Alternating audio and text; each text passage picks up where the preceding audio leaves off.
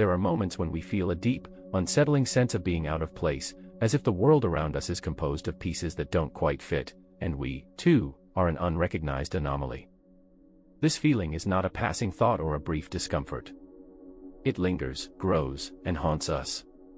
But what if this feeling, this sense of alienation, of being misunderstood, is not a flaw? What if it is, in fact, evidence of something rare, something extraordinary within you? There is a psychological architecture within a small few, a configuration so profound that it separates them from the masses, and they've spent their lives wondering why they do not belong, why they cannot fit into the systems and structures designed by society. Society, as we know, is built for the psychological majority. The systems are structured for the mass, for those who follow the path of least resistance, for those who accept the simplicity of the surface world. But what if you are not one of them? What if, like the philosophers, the artists, the visionaries, you exist not to accept, but to challenge the very fabric of reality? What if your soul, in its rarity, is exactly what this world needs, and the dissonance you feel is not a defect, but a calling?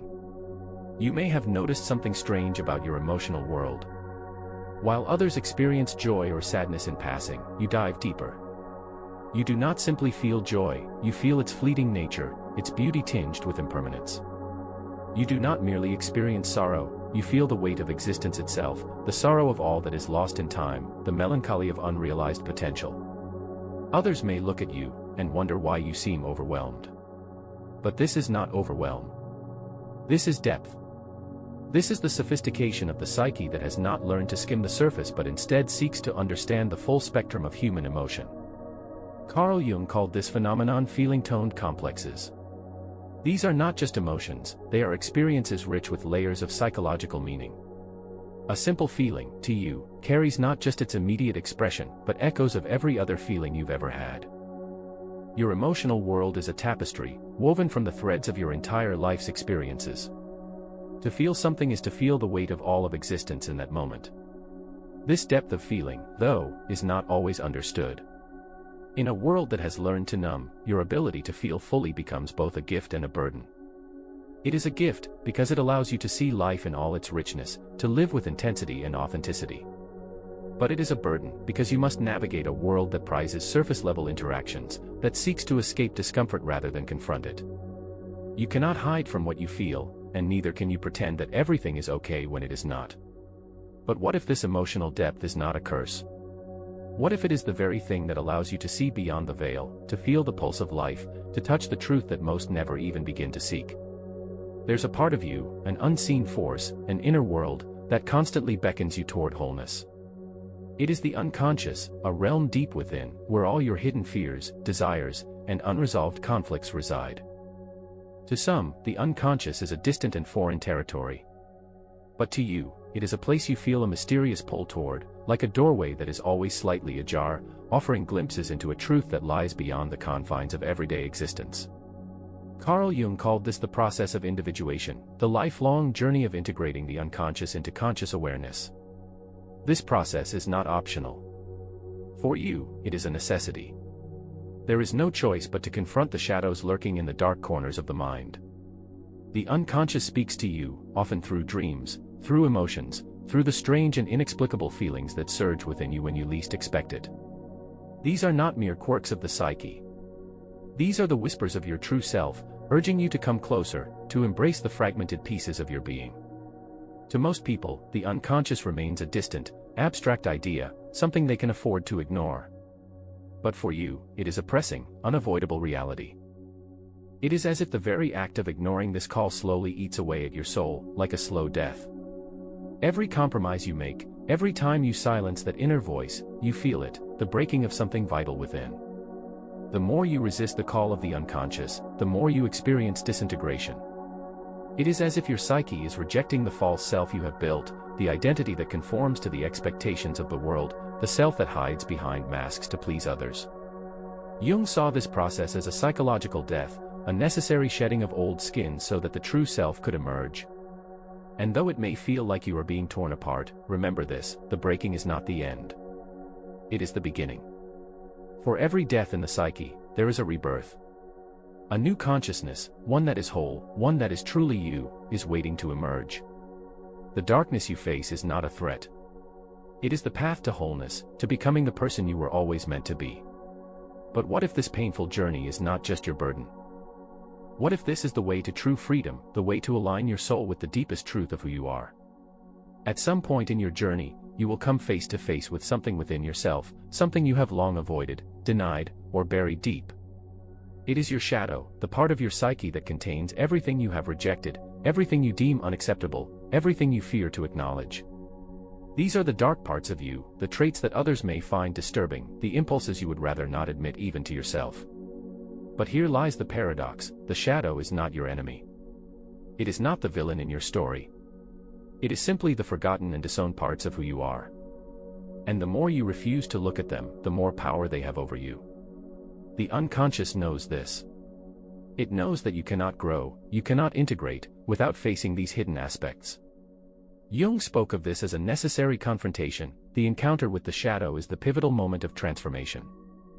It is tempting to run from this confrontation. It is easier to hide in the light, to present a version of yourself that is socially acceptable, that is comfortable for others to digest.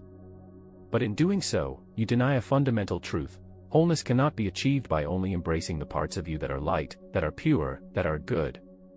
Wholeness is only possible when you accept the totality of your being, the light and the dark. When you meet the shadow, something extraordinary happens. You begin to reclaim your power.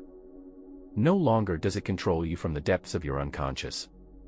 When you acknowledge the darkness, when you face the fears, the shame, the anger you've long ignored, they lose their grip on you. You begin to own them, to integrate them into your conscious life. This process is not easy. It requires a level of courage most will never know. It demands that you be vulnerable with yourself, that you see your flaws not as marks of your failure, but as the doorway to deeper wisdom. But the reward of this journey is immense. You begin to experience life more fully, with an unshakable authenticity, because you no longer fear the shadows within. You know that you are whole, that you are both light and dark, and that to be human is to embrace the totality of existence. So, the question arises: what if the very thing you fear is the key to your freedom? What if the parts of yourself that you've long avoided are the gateway to a deeper, more powerful understanding of who you truly are? The journey you've just traveled through, this path of self-discovery, of embracing the rare and complex facets of your being, is not a journey that many will understand. It is one that is deeply personal, marked by moments of solitude, transformation, and profound insight. Yet, despite the challenges, it is a journey that holds the promise of something extraordinary. For too long, you may have felt like an outsider, as though the world could not recognize the unique frequency you vibrate at. Society has taught you to suppress what makes you different, to fit into molds that never quite felt right. But now, the truth begins to emerge: your rarity, your depth, your complexity, these are not burdens. They are your gifts. And in embracing them, in accepting the call to individuate, you step into your full power. Carl Jung understood that the process of individuation is not just a path to personal fulfillment, it is a way of contributing to the greater whole. When you become who you truly are, you not only heal yourself, but you begin to heal the collective. You become the living bridge between the old world and the new, showing others that it is possible to live authentically, to embody your true nature without apology. This is not a path for the faint of heart. It is the path of the visionary, the mystic, the seeker of truth. You are here, in this moment, reading these words, because you are one of the few who are destined to walk this path. The world does not need another copy of what already exists. It needs the original you, the you that has always existed beneath the layers of societal conditioning, the you that is unapologetically rare, deep, and real. So, stop waiting for the world to give you permission to be yourself. It will never happen. The world will never validate your refusal to conform. The majority will never understand your need for meaning, depth, and authenticity.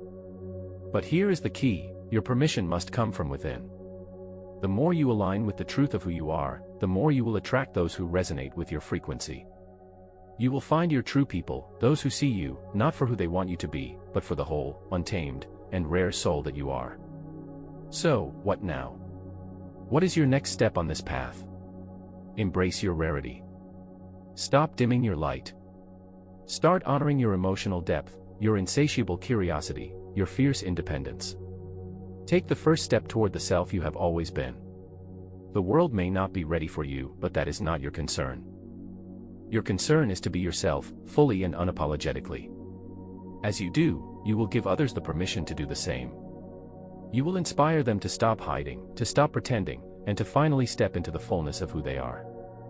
And in that, you will create the world that is waiting for you, the world where authenticity is the currency, where depth is celebrated, and where the rare and extraordinary parts of us are honored as the true gifts they are. Now is the time. Stop waiting. Step into your rarity. The world is ready for you.